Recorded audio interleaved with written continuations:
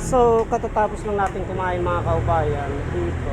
Pagkagaling natin ng SM, nagutom po tayo sa pag-vlog. Kaya kumain muna po tayo sa lugar na ito. Dito po sa gilid ng SM ito. Masarap po mga kaubayan. First time po natin na kumain dito. Kaya ipagpatuloy po natin ang paglalakad mga kaubayan. At ikutin po natin itong SM. Tara na po. Sa ay pagmasdan po natin yung aso mga kaubayan. Ayun, ang cute oh. Yung aso dito sa Las Piñas mga kaubayan. Pag tayo po yung nagmi-mission dito, eto na po ang huling mission ko dito sa Las Piñas mga kaubayan. Bali naka 3 days din po ako dito sa Las Piñas napan. At pagkagaling po natin dito sa Las Piñas mga kaubayan, ay didiretso na po tayo ng Zambales. Kaya tara na po. Lapitan po natin itong aso mga kaubayan. Ang cute niya oh. Ang cute niya mga kaubayan. Tingnan po natin. Hello! Hello! Itong mga ganitong aso mga kaubayan, yung ako kaibigan dun sa Bacoor, Cavite, ay marami siyang alagang ganito na aso. Malalambing po yung mga ganitong klaseng aso mga kaubayan. Hello baby! So, ipagpatuloy natin ang paglalakad mga kaubayan. At ito naman po yung Eurotel. Ito po ay kwento mga kaubayan. Itong building na ito, yung nakikita po natin na yan, ay casino po yan. Casino yan dito. Itong Eurotel na ito. Tara na po. Ito naman pong 7-Eleven dito sa gilid ng SM. Bali, ayun pong SM Center ay SM South Mall.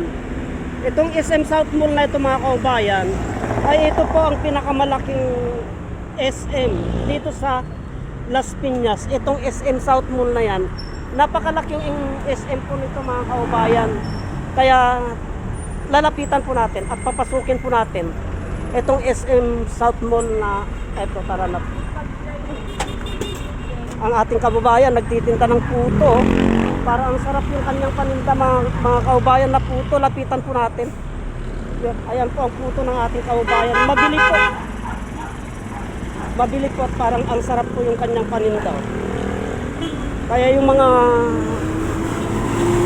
mga naghanap ng masarap na merienda, dito lamang po sa may paradaan ng Camellia, Paliparan. Dito po masarap po yan no? Tingnan po ninyo yung klase niya mga kaubayan. Ayan po, lapitan po natin at kukuha tayo ng picture. Kukuha tayo ng picture dito mga kaubayan. Ito po ang sarap po. Boss, pa-picture ah. Pa-picture. Ang sarap mga kaubayan, kukuha tayo ng picture.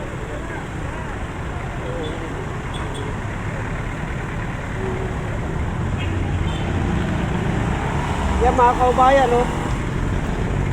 Napaka-special siguro ito. Kaya yung mga naghanap ng masarap na puto, punta lamang po kayo dito sa may gilid ng SM. Ayan po ang SM mga kaubayan. Ayan po. Tara na po.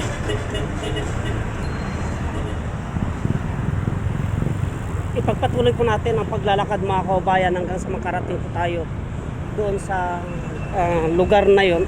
Yun yung ating guard, kababayan na guard. Ayun po. Tayo po ay patawid na yon mga kaubayan. Patawid po tayo at ikutin po natin itong SM at titignan po natin ang kagandahan ng SM mga kaubayan. Kaya tara na po.